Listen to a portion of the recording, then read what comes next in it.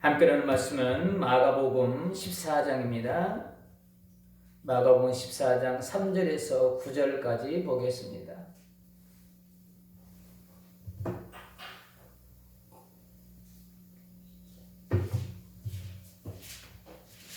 마가복음 14장 3절에서 9절입니다. 봉독해드립니다.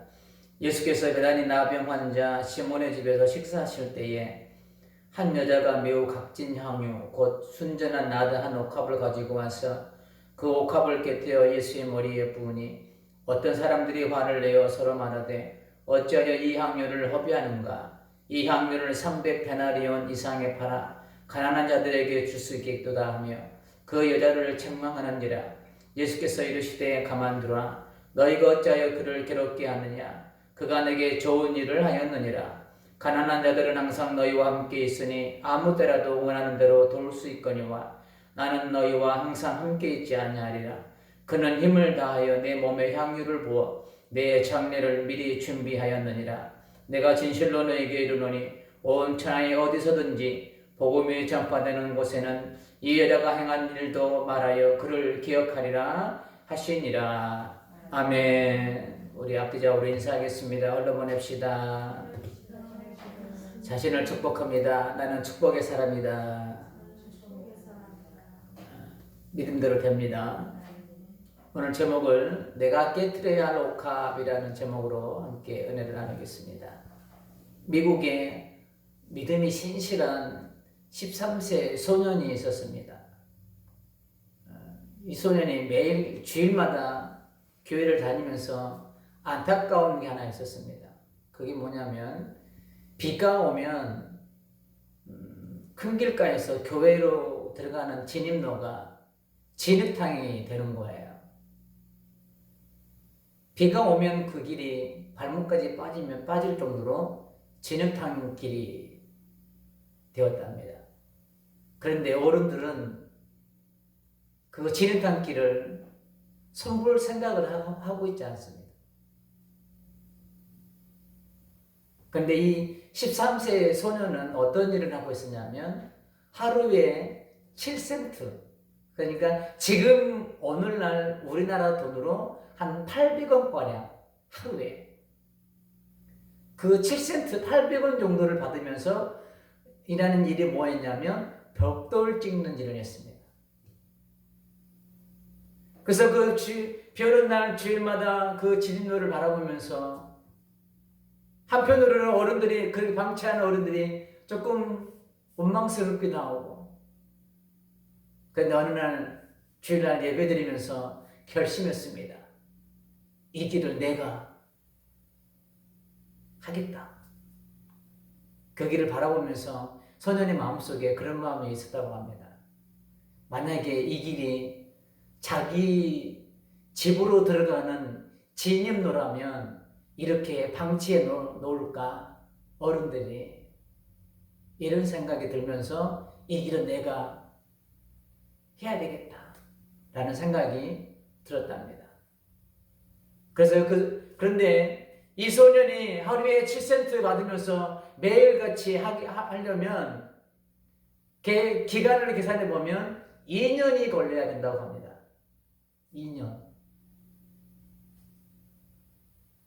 그런데 이 소년이 주일날 그 마음이 강하게 와서 매일같이 일하면서 벽돌 한 장씩을 매일같이 갖다 놓기 시작했습니다. 매일같이 벽돌 한 장씩.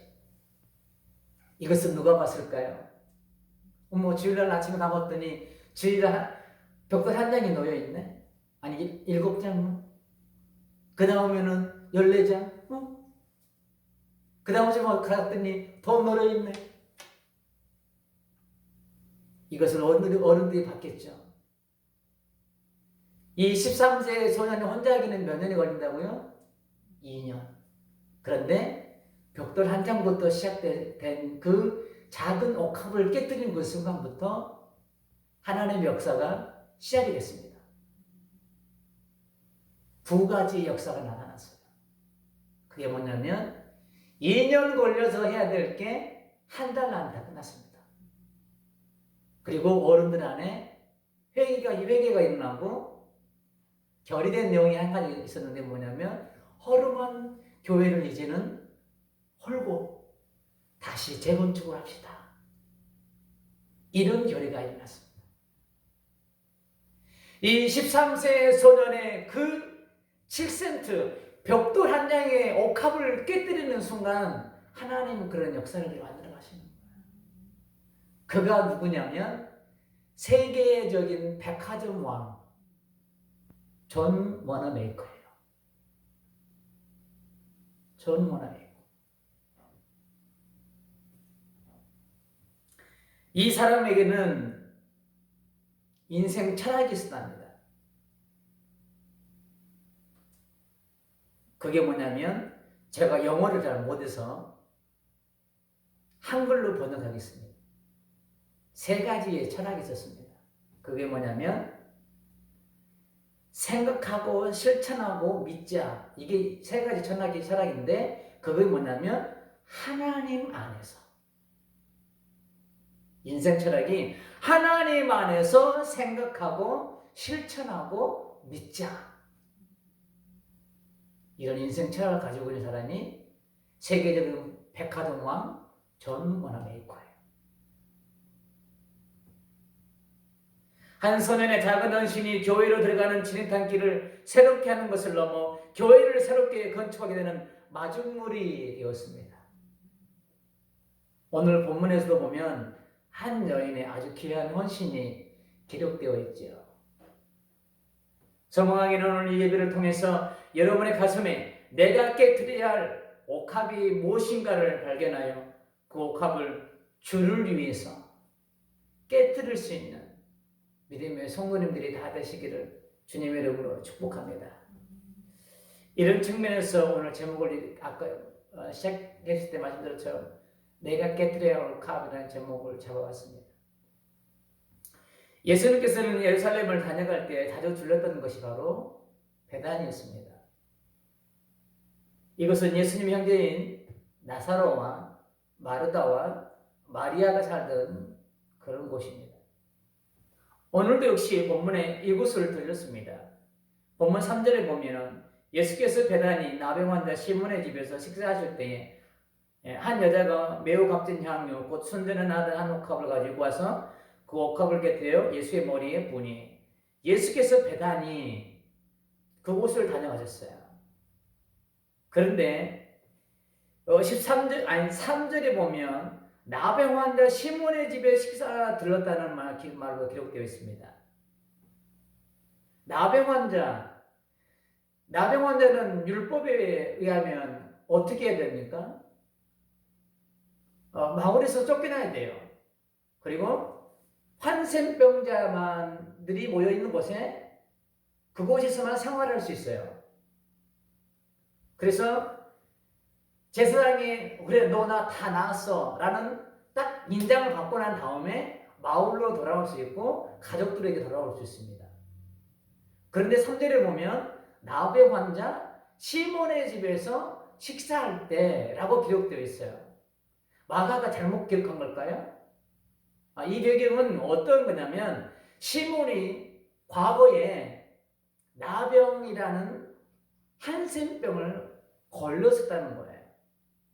그 한센병이 은혜 가운데에 고침 받은 거예요.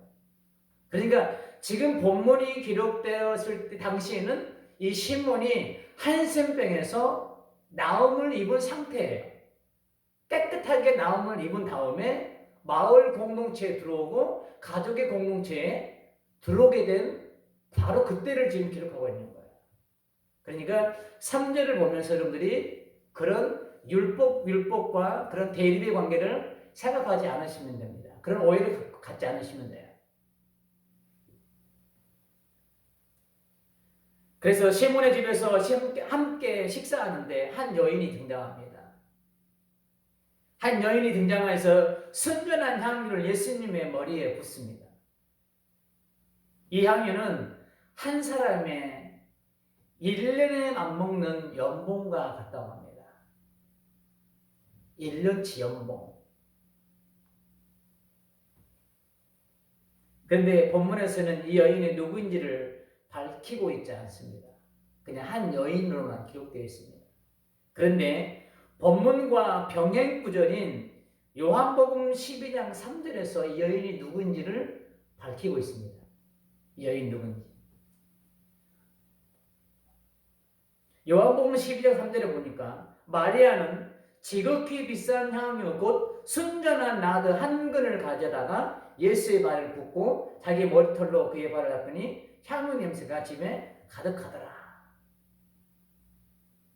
이 여인은 나사렛 누나이고 마르다의 여동생입니다.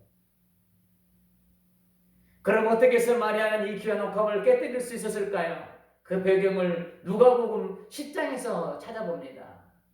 마리아가 이 값비싼 것을 깨뜨릴 수 있었던 이유, 그 힘.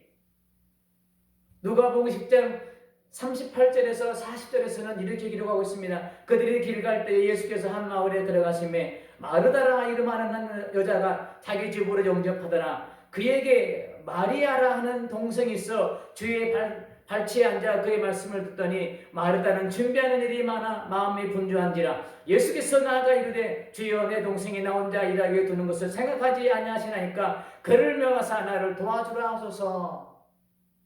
자, 잘 기억하세요.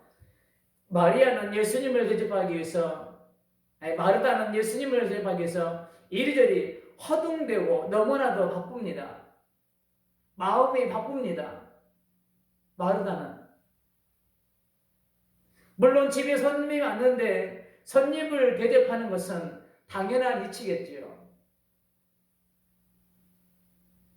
그런데 마리아는 지금 어떻게 하고 있습니까? 집에 예수님 오셨는데 주님의 발치에 앉아서 주님의 말씀을 듣고 있습니다. 이 발치라는 단어를 우리가 조금 생각해 보면 아주 가까운 곳, 그런 의미를 담고 있잖아요. 이 주님의 발치에 앉아서라는 단어를 우리가 유추해 보면 마리아가 얼마나 예수님의 말씀을 사모하고 있는지를 우리는 조금은 짐작할 수 있습니다. 발치에 앉아. 여러분은 지금 마리아이겠지요. 그러니까 이 밤도 모든 사람들이 다 두려워서 모인 곳을 피하는, 가기를 꺼려하는, 교회가 마치 코로나의 발상지처럼 여겨지는 이 시간 가운데, 이 시대 가운데에도 마리아처럼 예수님의 발치에 나오셨겠지요. 마리아입니까? 가끔 말씀드렸지만 마르다의 선택도 중요하고 마리아의 선택도 중요합니다. 그런데 선택의 결과는 다르다는 것을 우리는 오늘 본문을 통해 다시 한번 깨닫기를 소망합니다. 우리는 지금 초유의 사태인 코로나라는 보이지 않는 질병과 맞대면을 하고 있습니다. 그래서 일상생활이 무너지고 있습니다. 먹고 살기가 너무나 어려운 가운데도 있습니다. 경기가 어려웠습니다. 그래서 한 푼이라도 더 벌 수 있는 길이 없나 또 고민합니다. 마음속에는 어떻게 하면 지금의 이 어려운 상황을 벗어날 수 있을까? 참 마음이 복잡합니다. 이 마음은 저도 자유로울 수 없더라고요. 이 어려운 상황에 성도들을 어떻게 이끌어야 되나? 정부에서는 제발 모이기를 조금 자제하라고 당부하고 있는데 예배는 드려야 되겠고 기도는 해야 되겠고 이러지도 못하고 저러지도 못하고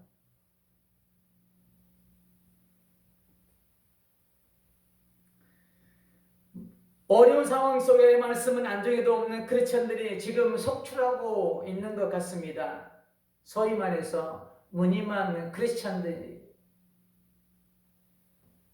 이런 행경 상황임에도 불구하고 마리아처럼 주님 발치 아래로 나아가지 않습니다. 주님을 찾지 않습니다. 자기 소견에 옳은 대로 선택하고 판단하고 자기 소견에 옳다고 생각하는 길을 따라갑니다. 그러나 선택의 열매는 분명히 다릅니다. 그리고 그 선택의 열매는 내가 먹을 것입니다. 마리아를 볼까요? 누가복음 10장 39절에 보면 마리아에 대해서 이렇게 기록하고 있습니다.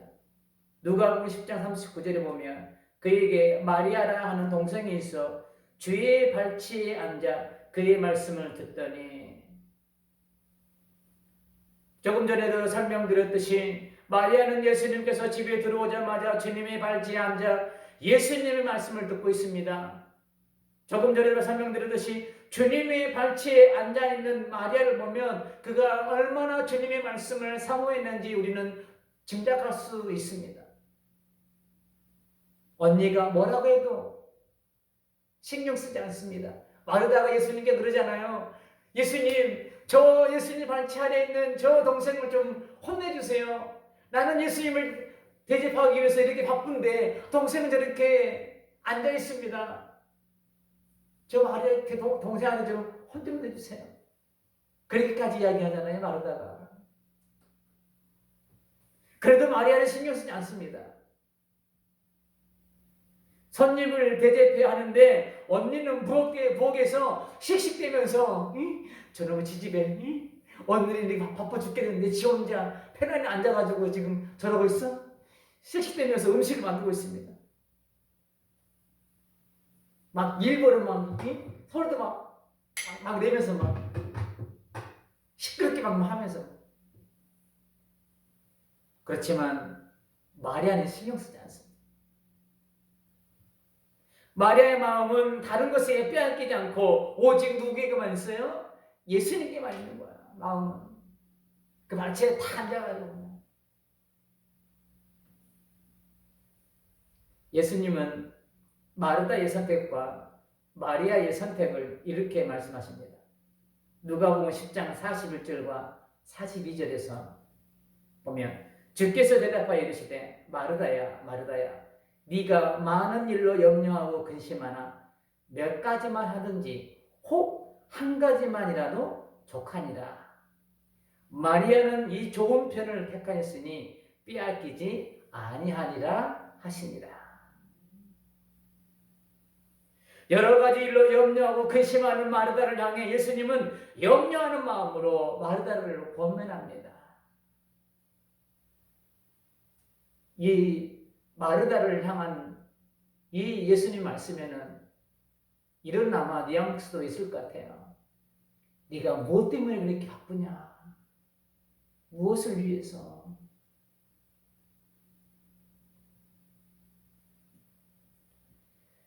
지금 우리가 겪고 있는 삶의 상황은 마르다처럼 근심하지 않을 수 없는 상황이죠. 교회 담임 목사로서 염려 안 될 수 없는 상황입니다. 여러분의 가정 상황을 보면 염려하지 않을 수 없는 상황이에요. 여러분의 사업장을 보면 염려하지 않을 수 없는 상황이에요. 염려할 수밖에 없는 상황인 거예요. 뭐 때문에? 코로나라는 이 병 하나 때문에. 그렇게 해서 해결될 일이라면 우리가 염려했으면 좋겠습니다. 제가 이 말에는 저희 아내가 좀 듣고 있어서 자신이 좀 없지만 예수님 그래서 이렇게 말씀하셨습니다. 마태복음 6장 27절 너희 중에 누가 염려함으로 그 길을 한 자라도 더할 수 있겠느냐. 염려하지 말라는 거죠. 근데 그게 쉽게 안 되더라고요. 그러나 예수님께서는 마르다만 반대로 마리아에게는 좋은 편을 선택하였으니 라고 칭찬 섞인 말을 합니다. 우리는 마르다의 선택과 마리아의 선택에 대하여 예수님께서 하신 말씀을 통해 무엇이 먼저이고 무엇이 중요한지를 우리는 깨달아야 할 줄 믿습니다. 나에게 주어진 삶 열심히 살아야 합니다. 나태하게 살라는 말이 아닙니다. 지금과 같이 어려운 상황에서는 더욱 힘써 열심히 살아야겠지요.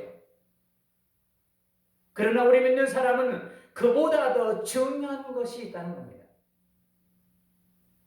마르다에게는 예수님께 음식을 대접하는 게 중요했습니다. 그게 먼저였기 때문에 그는 그것을 선택했습니다.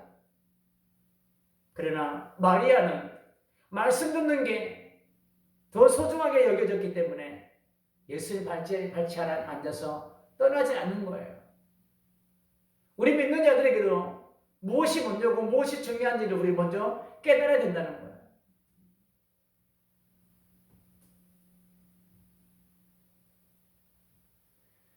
그것이 나를 예수님 발치 아래 두는 거예요. 말씀 앞에 나를 세우는 일입니다. 코로나로 우리나라 원세계가 두려움에 신음소리를 내고 있지만 그것에 마음 뺏기지 말자는 겁니다.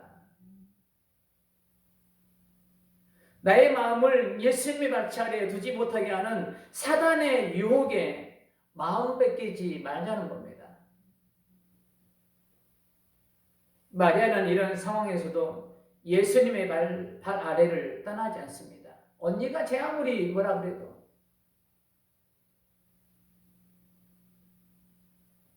그곳에서 예수님 말씀을 하나라도 놓칠새나 귀를 쫑긋하고 집중하며 말씀을 들었을 거예요. 언니의 그 큰 소리보다 예수님의 소리가 더 크게 들렸을 거예요. 이렇게 말씀을 들었던 마리아의 결과는 어떻게 되었을까요? 요한복음 11장 32절에 보면 마리아의 변화를 조금 볼 수 있는 대목이 있습니다.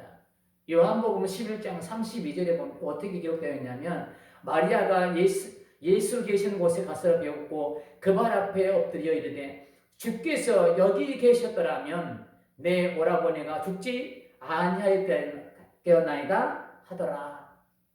이 상황이 어떤 상황이냐면 자기 오빠 나사로가 죽은 지 나흘이 되던 때예요. 거기에 이제 예수님 모신 거예요. 그곳에 예수님 모신 모습을 보고 마리아가 이렇게 고백한 거예요. 예수님이 이곳에 계셨더라면 우리 오빠가 안 죽었을 텐데 왜 이제 왔냐고 이렇게 원망스럽게 말을 하고 있는 거예요. 예수님이 여기에 계셨더라면 이 고백 속에는 예수님의 능력을 믿지 못한 마리아의 모습을 짐작할 수 있습니다. 꼭 예수님이 이곳에 와야만이 자기 오빠가 안 죽었냐 이거죠. 백부장은 어떻게 고백했나요?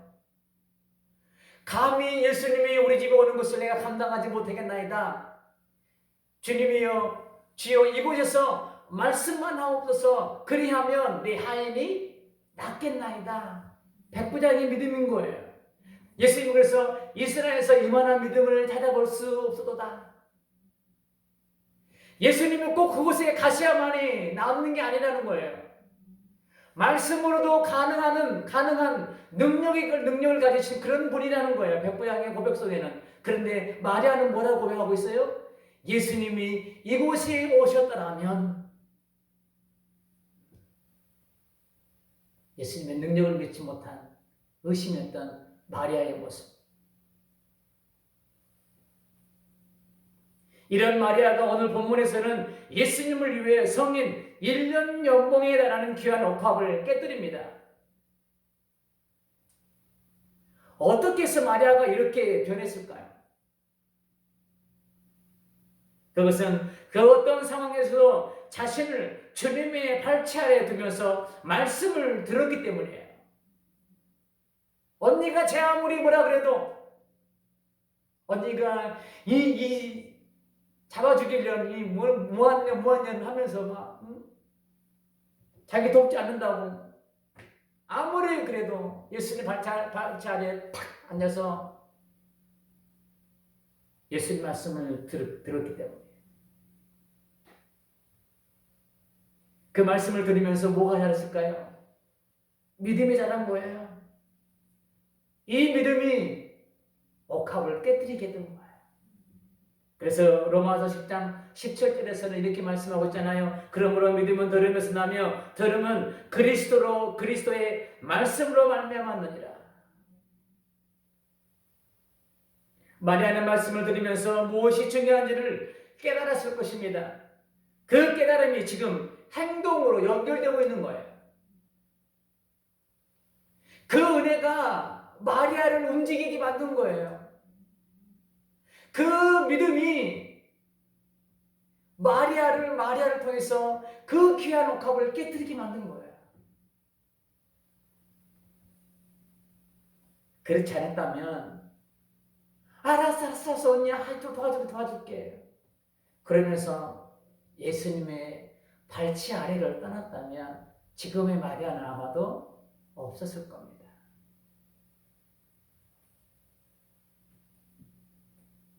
말씀을 들으면서 마리아의 가치관이 변한 거예요. 무엇이 중요한지를 알게 되었습니다. 자기가 그토록 많은 시간을 들여 모았던 값비싼 옥합보다 더 소중한 것이 무엇인지를 알았기에 그는 주저함 없이 옥합을 깨뜨릴 수 있었습니다.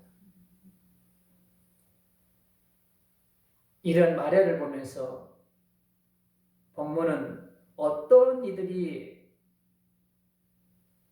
어떤 사람들이 화를 냈다고 기록하고 있습니다. 그것을 팔아서 가난한 사람을 도울 수 있다고 인간적 계산법과 인간적 논리를 가지고 마리아를 향해서 화를 냅니다. 어떻게 보면 옳은 말일 수도 있습니다. 그런데 제가 가끔 말씀드리지만 꼭 옳은 게 아닐 수 있다는 겁니다.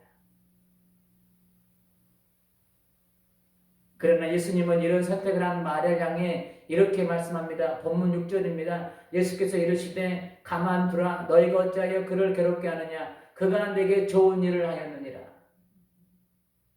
좋은 일을 하였대요. 예수님의 시각에는 인간적 시각에는 그게 허비한 것처럼 보입니다. 그래서 그 사람들이 마리아에게 본문에서도 말씀하고 있잖아요. 왜 이렇게 허비하느냐 낭비하느냐.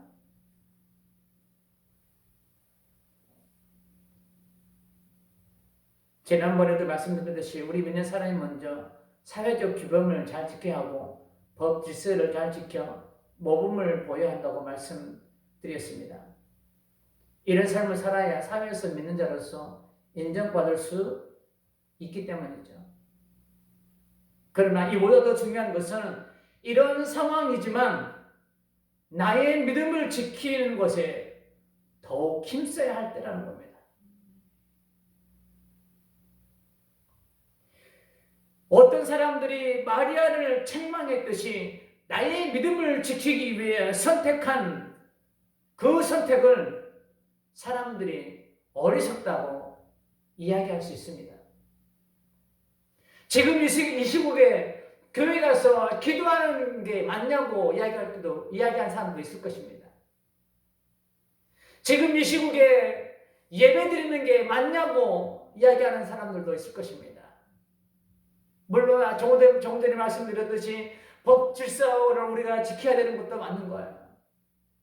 그러나 중요한 것은 우리의 마음만은 주님의 발치 아래를 떠나지 말아야 한다는 거예요. 사회적 규범을 지키면서 법 질서를 지켜내면서 몸도 마음도 다 떠나는 것이 아니라 우리의 마음만큼은 주님의 발치 아래 두면서 말씀 앞에 세워두면서 우리가 우리의 영적 정결함을 계속 유지해 나가야 된다는 거예요.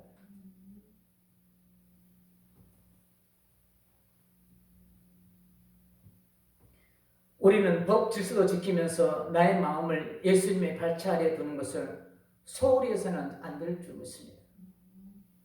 코로나가 다시 기승을 부리고 있는 두려운 상황 때문에 주님의 발치를 떠나지 말고 이럴 때일수록 더욱 우리 마음을 말씀의 발치 아래 둘 수 있는 성도님들이 다 되시기를 주님의 이름으로 축복합니다. 결론입니다. 마리아가 예수님의 죽음을 알지 못했지만 그의 행동이 예수님의 죽음을 준비하는 것이 되었던 것처럼 우리도 지금보다 더 심한 상황이 닥쳐와서 하나님을 마음껏 찬양하고 예배하지 못한 날이 올 것입니다. 코로나보다 더 심한 상황이 올 수도 있어요. 그래서 우리는 지금부터 우리의 마음을 마리아처럼 주님 발치 아래에 둘 때 믿음이 자라고 그 믿음이 옥합을 깨뜨리게 되는 거예요. 사단은 코로나를 핑계 삼아 우리를 주님의 발치 아래를 떠나게 합니다. 마음마저 떠나게 만들어버립니다. 나를 옥합의 가치를 두게 하여 지금 옥합을 깨뜨리면 너는 뭐 먹고 사느냐? 사단이 그렇게 이야기합니다.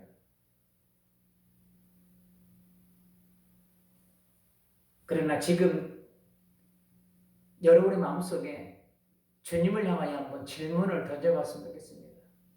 그게 뭐냐면 주님, 제가 깨뜨려야 할 옥합이 무엇입니까? 이 질문을 한번 여러분 마음속에 주님을 향해서 던져봤으면 좋겠습니다. 예언으로 말씀드렸던 13세 소년의 작은 헌신이 교회를 세웠게 하는 마중물이 되었던 것처럼 주님이 원하시는 옥합을 깨뜨렸을 때 그것이 우리 교회와 여러분의 삶을 새롭게 하는 마중물이 될 것입니다. 마리아는 옥합에 가치를 두었던 것이 아니라 예수님이 더 중요했습니다.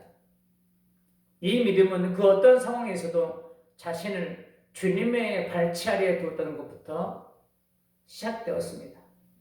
이 헌신은 들으면서부터 시작됐어요. 세상의 상황을 볼 때 나를 말씀의 발치 아래 둘 수 없는 상황입니다. 그러나 우리의 마음을 말씀의 발치 아래 두기를 힘쓰십시오.